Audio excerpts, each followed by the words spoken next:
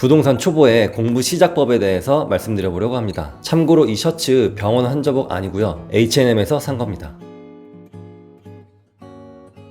제가 강의에 수백만 원씩 쓰지 말고 단톡방 나오고 단체 임장도 가지 말라고 했죠. 그러면 어떻게 공부를 하느냐고 질문을 하신 분들이 있는데요. 이제 공부를 막 시작하려고 하거나 아니면 공부 초반인 분들께 드리고 싶은 말입니다. 첫 번째, 통계보다는 현장에 답이 있다는 것을 믿는다. 처음부터 어떤 인구 증감이나 금리, 공급 이런 통계부터 공부하시면 안 됩니다. 우리 삶은 그런 지표로 움직이지 않아요. 내 집에서 실거주하는 분들이 금리가 올랐다고 해서 다시 전세로 가는 경우는 잘 없습니다. 모든 사람의 상황은 다 다르고, 집이라는 것은 시세의 오름과 내림도 있지만 거주 가치와 안정성이라는 통계에 잡히지 않는 것들도 매우 중요하기 때문에 통계보다는 현장에 답이 있다는 것을 아셔야 됩니다. 두 번째, 어떤 방법으로 집을 구매할 수 있는지 안다. 일반 아파트에 주택담보대출을 받아서 실거주를 할 수도 있고, 전세를 끼고 사는 방법도 있고, 분양권도 있고, 낡은 빌라가 밀집한 구역을 하나로 묶어서 아파트로 바꾸는 재개발이 있죠. 이렇게 아파트를 어떤 방법으로 살 수 있는지, 아파트가 또 될 재개발이란 무엇인지 알아보는 겁니다. 세 번째, 한 번에 너무 많은 동네를 공부하려 하지 않는다. 한 번에 한 동네씩만 하세요. 한 달에 무슨 구, 무슨 동 하나만 해도 1년에 52주죠. 그러면 52개구를 할 수 있습니다. 서울이 25개구면은 그러면 6개월이면 서울을 다 할 수 있어요. 나머지 6개월은 경기도의 핵심 지역부터 해나가는 겁니다. 뭐 영통구, 분당구, 일산 동구, 일산 서구 뭐 이런 구가 있겠죠. 구가 없고 동만 있는 곳들이 있어요. 뭐 철산동, 일직동 이런 구와 동을 정해서 일주일에 그곳만 판다라고 계획을 세워보세요. 그러면 어떻게 그 지역을 공부하는가? 일주일 동안 그 지역의 모든 아파트를 다 가볼 순 없어요. 우리 동네라면 퇴근 시간이나 출근 시간에 들렸다가 갈 수 있지만 그게 아닌 지역은 주말에나 갈 수 있을 겁니다. 그래서 일단 지도에 익숙해져야 되는데요. 몇 호선이 지나고 강남, 여의도, 광화문까지 지하철로 얼마나 걸리는지, 가장 비싼 아파트는 무엇이고, 그 아파트의 시세와 주변 아파트의 시세는 어느 정도이고, 그곳의 학구는 어느 정도이고, 그런 전반적인 것들을 파악하는 겁니다.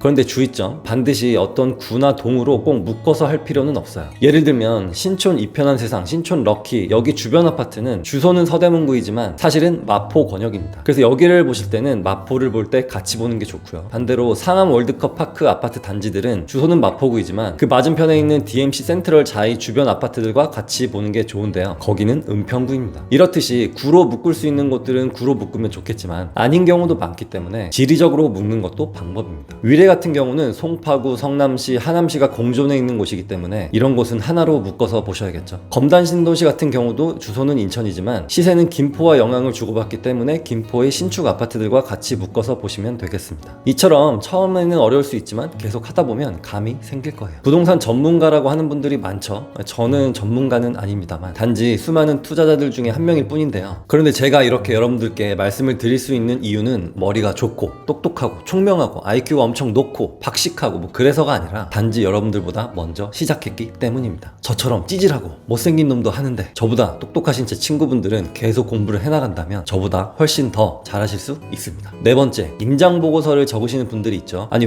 회사에서도 보고서를 막 작성하고 문서 작성도 하면서 또 작성하겠다고요? 임장 보고서는 하긴 해야 됩니다만 그걸 한 편의 논문으로 만들지는 마세요. 무슨 박사학위 준비합니까? 임장 보고서는 그 하나의 동에 30분이면 충분합니다. A4 용지 한쪽이면 충분해요. 그리고 특정 아파트에 대해서 너무 세세하게 적을 필요가 없어요. 역과의 거리, 학교와의 거리, 단지의 컨디션, 주차, 간략한 특징 이 정도만 적어도 됩니다. 부동산 공부라는 것은 전체적인 시야를 키우는 거지 아파트 단지 하나하나를 분석하려는 게 아닙니다. 하나하나 분석하는 것은 내가 살 준비가 되어서 몇 개 아파트들을 정해서 비교할 때 그때 해도 충분해요. 다시 부동산 공부는 서울, 경기도 또는 내가 공부하고자 하는 그 지역을 머릿속에 그려가지고 언젠가는 익숙한 동네가 되고 그쪽 시세는 어떻고 어떤 아파트가 있다는 그런 큰 그림을 공부하고 나서 세세한 공부를 하는 겁니다. 우리가 그림을 그릴 때도 이렇게 스케치를 크게 먼저 그리잖아요. 그 다음에 색칠을 하죠. 밑그림을 다 그리면, 그리고 그리다 보면 무슨 색으로 색칠해야 될지 알게 돼요. 그렇기 때문에 큰 그림의 공부를 먼저 하고 나서 색칠을 하는 겁니다. 부동산 공부는 어떤 수능 시험이나 어떤 고시가 아니에요. 이걸 스트레스라고 받아들이지 마시고 그냥 세상을 조금씩 알아간다, 이렇게 마음을 편하게 먹으셨으면 합니다. 마지막, 가장 중요한 건데 이렇게 공부할 수 있는 시간을 확보하는 겁니다. 이 시간 확보가 가장 중요하긴 하죠. 이거 없으면 위에 말한 거 다 소용없어요. 꼭 나에게 시간을 부여하는 겁니다. 대부분이 자신에게 시간을 주지 못해서 중독 포기를 하게 돼요. 그렇기 때문에 강제로라도 나를 어떤 환경에 밀어넣기 위해서 단체로 막 공부하고 하는데요. 계속 말씀드리죠. 공부 잘하는 아이들은 늘 혼자 공부해 왔고 앞으로도 혼자 공부합니다. 공부 못하는 애들이 꼭 모여서 공부하다가 딴짓하죠. 여러분들께 드리고 싶은 말이 있습니다. 꼭 기억하세요. 고독한 경험은 나를 최고의 길로 이끄는 스승이다. 기억하셨나요? 우리 다 같이 잘할 수 있습니다. 감사합니다.